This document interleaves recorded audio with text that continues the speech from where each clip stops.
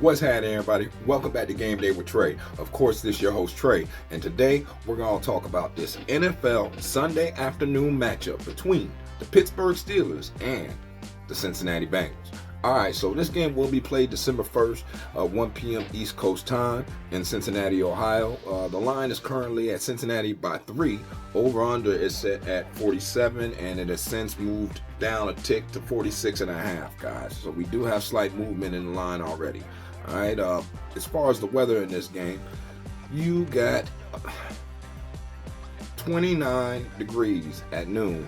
It'll be 31 degrees by 1, and the high of the day is going to be like 33 degrees. Winds will be at like 8.1 miles per hour, guys. They're not anticipating any precipitation in this game. All right, so it's just going to be a cold one up there in Cincinnati. All right, last time these two teams met was December 23rd, 2023. Cincinnati lost 11-34. All right, the Pittsburgh Steelers look to continue their impossible season atop the AFC North when they visit the disappointing Cincinnati Bengals this Sunday afternoon. The Steelers are 8-3. They saw their first 5-game winning streak come to an end last time out, suffered a 24-19 loss to the Cleveland Browns on November 21st in a game that featured a second-half snowstorm and Jameis Winston doing his thing. All right. Pittsburgh rallied from an 18-6 deficit to take a 19-18 lead with 6 minutes and 15 seconds to go in the fourth quarter before the Browns scored what ended up being the game-winning points in the final minute. After the Steelers kicked a 15-yard punt following a 3-and-out, their defense went on to allow Cleveland to convert on 4th and 3, leading to a Nick Chubb 2-yard touchdown run with 57 seconds remaining in the contest. All 3 of the Steelers' losses this season have come against teams that currently have a losing record. Pittsburgh also fell to the Dallas Cowboys and Indianapolis Colts. Still, the Steelers currently lead the AFC North, but the Baltimore Ravens are 8-4 and are right on their tail right now, guys. It's a tight race in that division. Cincinnati's 4-7. They've slipped out. We already know that this has been a major disappointment of a season for Cincinnati. But nonetheless, the Bengals have been in a rut, man. With 3 losses in their past 4 games, Cincinnati's coach Zach Taylor doesn't want the team to just throw in the towel, but at the end of the day, that's most likely what's going to happen soon. All right, the Bengals were on their bye last week, but before that, they were on the wrong end of a 34-27 decision against the Los Angeles Chargers on November 17th. Like Pittsburgh, Cincinnati came back from a sizable deficit only to lose. Joe Burrow threw 3 second-half touchdown passes against Los Angeles as the Bengals climbed out of a 27-6 hole. But Chargers running back J.K. Dobbins found the end zone from the 29 yards out with 18 seconds left in regulation to break the tie at 27-27. Burrow went 28 for 50 for 356 yards and 3 touchdowns. Making things harder for the Steelers could be the fact that they're going to be missing linebacker Alex Smith, who is doubtful with an ankle injury that kept him off the field the past 2 games. Defensive tackle Montrevious Adams is out with a knee injury, and cornerback Corey Trice Jr. also will be unavailable with the hamstring. The Bengals left tackle Orlando Brown has missed the past 3 games with a leg injury and is questionable. Defensive tackle Sheldon Rankins, he's got an illness, so he's ruled out. And then starting linebacker Logan Wilson, he didn't participate all week, and he's questionable because of the knee. Wide receiver Charlie Jones is also doubtful with the groin. After being limited in practice and Wednesday and Thursday, Jones couldn't practice Friday. He missed the last 3 games, guys. All right, so understanding all that, man, you got to look at what these 2 teams have been doing out here on the field, right? So the Pittsburgh Steelers, they're coming here with the 14th best offense in the NFL, scoring 22.9 points per game, and they're going against the Cincinnati Bengals that's porous at best, man. They give up 26.9 points a game. That's 28th in the NFL. Pittsburgh only gets 5 yards of play, so they're middle of the pack there. Cincinnati, they give up 5.5, so they're 17th in the NFL. Once again, a middle of the pack. Now on third down, Pittsburgh they only convert 38.85% of the time on third down, man. And Cincinnati allows you to convert 44.37% of the time. That's 27th versus the 15th. All right. And then as far as red zone, Cincinnati's they are honestly the second worst defense in the NFL in the red zone. If you get down there, they're gonna let you score a touchdown 70.59% of the time, man. Problem is that Pittsburgh, they are literally the second worst red zone scoring offense, man. They only check that box 44.74% of the time. Only getting 2.1 touchdowns a game, man. That's 23rd in the NFL. In Cincinnati, they give up 3.3, the 30th in the NFL, man. So it really that's like a garbage bowl right there. Since Pittsburgh's offense versus Cincinnati's defense, I don't even know what's been going on with that, man. And then when you go over here to Cincinnati, right? Cincinnati on offense, though, they're the sixth best offense in the NFL. They score 27 points per game, and they're going against the number 3 defense in the NFL, in the Pittsburgh Steelers, that actually only give up 16.9 points per game, guys. That's third best in the NFL. All right. Now, as far as yards per play, well, Cincinnati gets 5.7 yards per play. That's 11th best in the NFL. The problem is that Pittsburgh, they only give up 5.2. They're the 9th best defense in the NFL as far as yards per play. Well, what happens on third down? They ain't going to be able to convert, because Pittsburgh only allows you to convert 33.08% of the time. That's 4th best defense in the NFL, going against the number 5 offense, which converts 45.21% of the time, 5th best, all right, in the NFL. And then when they get to the red zone, Cincinnati always checks the box 69.7% of the time. That's the 3rd best offense in the NFL in the red zone, going against a Pittsburgh defense that slips when it gets down to the red zone and actually allow you to score 51.52% of the time. Pittsburgh gives up 1.8 touchdowns a game. That is 4th best in the NFL. But they're going against a Cincinnati team that gets 3.3. That's the 5th best offense in the NFL, man. So how are they going to move the ball? Well, Pittsburgh ain't going to be able to run it because they only average 3.9 yards per play, which is going against, which is 27th in the NFL, going against a 4.4 yards per play that the Cincinnati Bengals give up. Now, here's where the thing is. Full game, Pittsburgh gets 135.2 yards a game. That's 8th best in the NFL. So they do have opportunity to run, especially since the Cincinnati Bengals defense gives up 129.8 yards a game on the ground. That's the 20th in the NFL. And they give up 1.4 touchdowns a game on the ground. That's 27th in the NFL. All right. Now, when we talk about Cincinnati's offense, will they be able to run the ball? No. Pittsburgh's got the 5th best defense in the NFL against the run. They only give up 4 yards a play, and they only give up 90.3 yards a game. That's 5th and 4th in the NFL. Now, Cincinnati, they can't run anyway, man, because they only get 91.5 yards a game on the ground, 4.0 yards a rush. That's 24th and 27th, guys. So they're not going to be able to run the ball. Well, what about passing? Will Pittsburgh be able to pass? Well, Pittsburgh, as far as passing is concerned, they get 7.5 yards a play. That's 11th best in the NFL. And they're going against the Cincinnati defense that'll give you 7 yards of pass play. So that's 13th in the NFL. Both teams are middle of the pack there. Problem is that Pittsburgh allows you to sack their quarterback 9.3% of the time. That's 28th in the NFL. The thing is, Cincinnati only gets to the quarterback 4.8% of the time, guys. That's 30th in the NFL. Once again, it's just going to be a bum bowl on that end, guys. It's just what I'm seeing right now.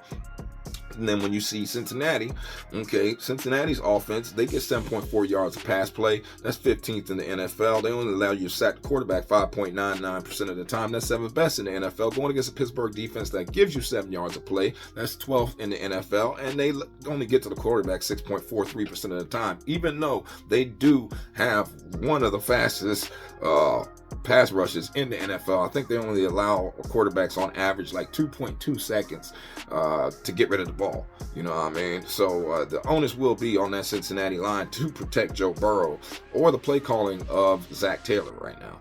All right, so in the last 3 games, Pittsburgh scoring 21.7 points per game and giving up 22.3. So they're on a little bit of a slump right now as far as how they have been handling themselves. Okay, and Cincinnati, they're scoring 34 points a game and giving up 31 points a game, man. So they're definitely going to give up some points in this game. At home, Cincinnati scores 27.8 points per game, gives up 31.2 points per game, whereas Pittsburgh on the road, they score 22.3 points per game and give up 17.8. In the last 3 games, the Pittsburgh offense is only converting 37.5% of their third downs, and wow. But the Pittsburgh defense is only allowing you to convert 28.57. So it's been a lot of heavy lifting on the defense, guys, just to be honest with you. All right, so when we're looking at the situational right here, the situational trends for these two teams, we already know that Pittsburgh's coming in this game 8-3, and on the road they're 4-2, whereas Cincinnati's coming in this 4-7. All right, and remember, this is a 4-7 team giving 3 points to an 8-3 team, guys. All right, when Vegas tells you something, the lines tell you something, you always got to follow it, man. I'm just saying, you got to follow what they're telling you, okay? Because that doesn't compute, that doesn't make sense, right? It doesn't make any sense why Pittsburgh should be getting points from Cincinnati. They got the better coach, they got the better record, they got the better defense. They got what's going on here? Unless it's one of those times, man. And when I say one of those times that they got to take that L. You know what I mean? Like it might be. You know, this is the third game on the road. All right. Now, as far as against the spread, Pittsburgh's 8-3 against the spread. Cincinnati's 6-5 against the spread. At home, though, Cincinnati is only 1-4 against the spread, guys. And on the road, Pittsburgh is 4-2. Now, once again, that we're looking at it. Why is Pittsburgh getting 3? So then let's look over here. As far as a away underdog, Pittsburgh's 2-0 against the spread, and as a home favorite, Cincinnati's 1-3 against the spread. Once again, guys, trying to figure it out. You know what I mean? The problem is when you look division games, Cincinnati's 2-1 against the spread, and Pittsburgh is just 1-1 against the spread. Now, if you go over-unders, it's been 6 to the over, 5 to the under for Pittsburgh so far this season, and Cincinnati's been 8 to the over, 3 to the under. Home games for Cincinnati's 4 to the over, 1 to the under, and as an away team, Pittsburgh's games are 4 to the over, 2 to the under. All right. Now, also, you got to understand what they've done in their last 3 and in their last 10 games, guys. All right, so when you're looking at these teams and you're just taking a glance, right? So Pittsburgh's 7-3 in their last 10, 7-3 against the spread, 6-4 in their last 6 to the over, 4 to the under in their last 10. In their last 3 games, they are 2-1 straight up, 2-1 against the spread, and it's been 2 overs, 1 under, guys. Their next 3 games are against Cleveland, Philly, and Baltimore. Murderers Row in the next 3 games, guys. And then when you come over here and you look at Cincinnati, in their last 10, they're 4-6. They're 6-4 against the spread, and it's been 8 to the over, 2 to the under. Their last 3 games, they're 1-2, and they're 2-1 against the spread, and it's been 3 overs in a row. Actually, they're on a 4-game over streak. All right, like right now. Head to head, when you're talking about these two teams, Pittsburgh does run it 6-4 straight up. It's 5-5 against the spread, so it's straight even, and it's been 4 overs, 5 unders with 1 push. Cincinnati's next 3 games are against Dallas, Tennessee, and Cleveland, guys. Like I said, the last 4 times that they were out here, man, Pittsburgh's got them. All right, Pittsburgh done won 3 out of the last 4. Pittsburgh covered 3 out of the last 4, and out of the last 4 times they met up, it's been 2 overs and 2 unders, guys. So that's going back to 2022. Yeah, it's been all Pittsburgh, guys, and that's why you have to question why the 3 points. Okay, well, let me tell it to you like this. Okay. The Steelers have lost each of their last 7 December road games against AFC opponents, guys. Like that's glaring right there. Hold on, and I forgot to give you your trends, man. So I'm gonna give you your trends real quick. So the Pittsburgh Steelers have covered the second half spread in 11 of their last 14 games. Cincinnati Bengals have hit the third quarter game total over in 15 of their last 17 games, and the Pittsburgh Steelers have scored first in 4 of their last 5 games. Cincinnati Bengals also have hit the game total over in 14 of their last 20 games, and the Pittsburgh Steelers have hit the third quarter money line in 11 of their last 18 games. The Cincinnati Bengals have also hit the second half game total over in 10 of their last 13 games, and the Pittsburgh Steelers have covered the third quarter spread in 12 of their last 18 games, guys. The Bengals have won 12 of their last 15 games at Paycor Stadium against teams that held a winning record.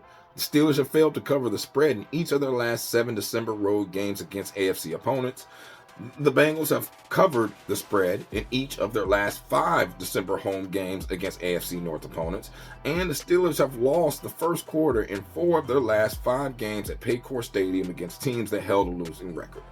The Bengals also have won the first half in each of their last 6 December home games against AFC North opponents, and the Bengals have scored the first touchdown in 7 of their last 8 home games against the Steelers, man.